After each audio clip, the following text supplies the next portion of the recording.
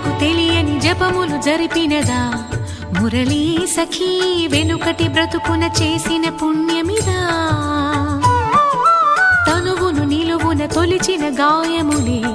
తన జన్మకి తరగని వరముల సిరులని తలచినదా